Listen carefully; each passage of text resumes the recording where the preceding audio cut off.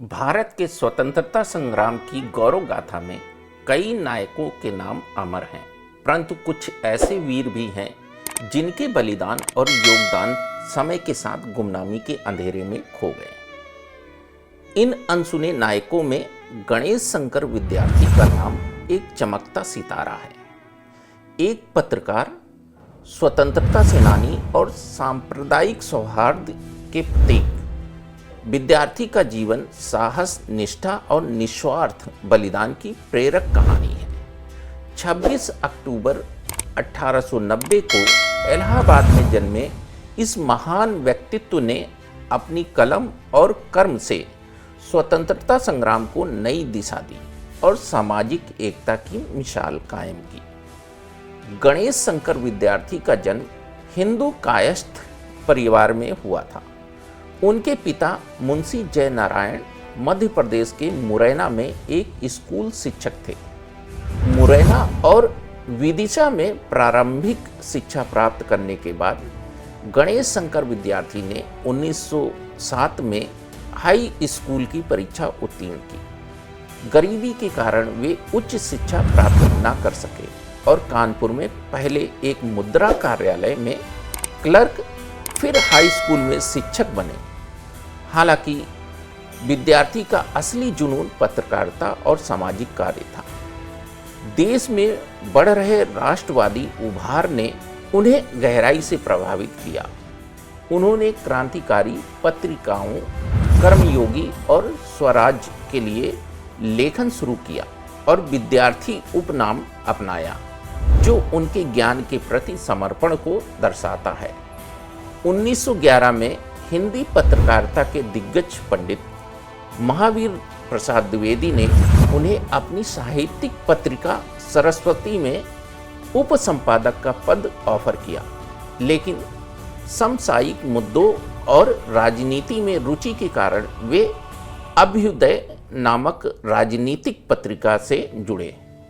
इस तरह उन्होंने हिंदी पत्रकारिता के दो महान हस्तियों के मार्गदर्शन में अपने करियर की नींव रखी। 1913 में 23 वर्ष की आयु में विद्यार्थी ने कानपुर में अपनी हिंदी साप्ताहिक पत्रिका प्रताप की स्थापना की। यह पत्रिका केवल समाचार पत्र नहीं थी, बल्कि स्वतंत्रता संग्राम का एक युद्ध घोष थी। प्रताप ने रायबरेली के किसानों, कानपुर के मील मजदूरों और रियासतों के शोषित लोगों की आवाज को बुलंद किया। इसकी लोकप्रियता का अंदाजा इस बात से लगाया जा सकता है कि इसका प्रसार 1913 में 500 से बढ़कर 1916 में 600 तक पहुंच गया।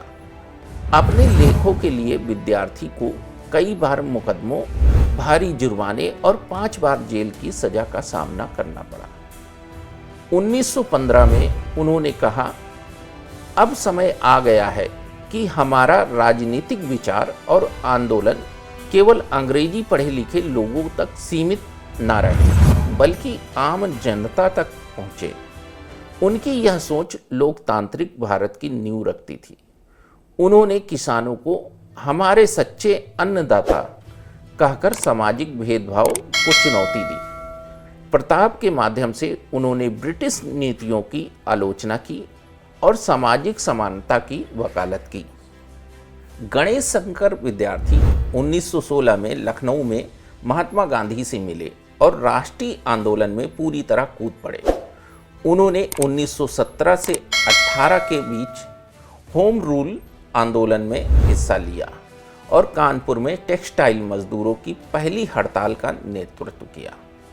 1920 में उन्होंने प्रताप का दैनिक संस्करण शुरू किया और रायबरेली के किसानों के लिए आंदोलन चलाया, जिसके लिए उन्हें 2 साल की सश्रम कारावास की सजा मिली। 1924 में वे भगत सिंह और चंद्रशेखर आजाद जैसे क्रांतिकारियों के संपर्क में आए। उनका कानपुर स्थित घर और प्रताप का कार्यालय क्रांतिकारियों के लिए आश्रय स्थल बन गया। भगत सिंह कानपुर रहने आए तो गणेश शंकर विद्यार्थी ने भगत सिंह को अपने घर में ठहराया।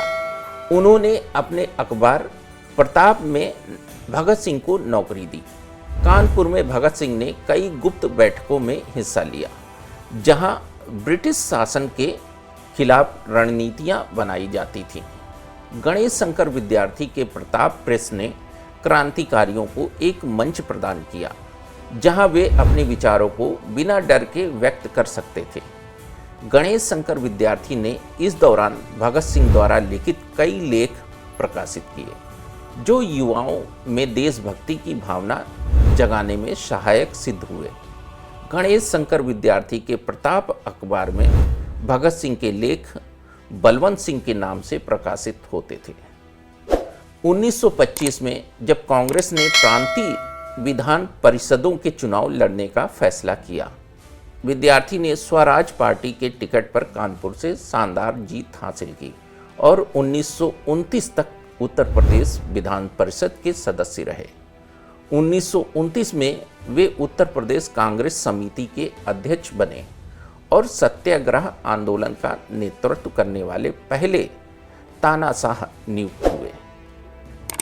1930 में उन्हें फिर गिरफ्तार कर लिया गया, लेकिन गांधी इरविन समझौते के तहत 9 मार्च 1931 को रिहा किया गया। 1920 के दशक में पश्चिमी उत्तर प्रदेश में सांप्रदायिकता ने पैर पसारे। विद्यार्थी ने हमेशा हिंदू मुस्लिम एकता की वकालत की। उनकी धर्मनिरपेक्ष सोच और मुस्लिम समुदाय के प्रति सहानुभूति ने उन्हें सभी समुदायों का प्रिय बनाया। 1927 में जब कानपुर में सांप्रदायिक तनाव बढ़ा, उन्होंने शांति बनाए रखने के लिए प्रयास किए। 1931 में भगत सिंह, राजगुरु और सुखदेव की फांसी के बाद कानपुर में भयंकर सांप्रदायिक दंगे भड़क उठे। कराची कांग्रेस सत्र में जाने के बजाय गणेश शंकर विद्यार्थी ने दंगों को रोकने का बीड़ा उठाया। 25 मार्च 1931 को वे दंगाग्रस्त इलाकों में गए, जहां उन्होंने हिंदू और मुस्लिम दोनों समुदायों के लोगों को बचाया। उनकी छत विक्षत लाश बाद में कूड़े के ढेर के पास मिली। वे उस समय मात्र 40 वर्ष के थे। महात्मा गांधी ने यंग इंडिया में लिखा, गणेश शंकर विद्यार्थी की मृत्यु हम सभी के लिए ईर्ष्या का विषय है। उनका खून वह सीमेंट है जो दोनों समुदायों को एकजुट करेगा। सियाराम शरण गुप्त ने भी अपनी रचनाओं में उनके बलिदान को अमर किया। गणेश शंकर विद्यार्थी का जीवन हमें सिखाता है कि सच्ची पत्रकारिता, सामाजिक एकता और निस्वार्थ सेवा ही किसी राष्ट्र की प्रगति का आधार है। स्वतंत्रता संग्राम के इस अनसुने नायक की कहानी हमें प्रेरित करती है कि साहस और समर्पण से असंभव को भी संभव बनाया जा सकता है। ऐसे और स्वतंत्रता सेनानी के किस्से सुनने के लिए बने रहें हमारे साथ। जय हिंद, जय भारत, वंदे मातरम।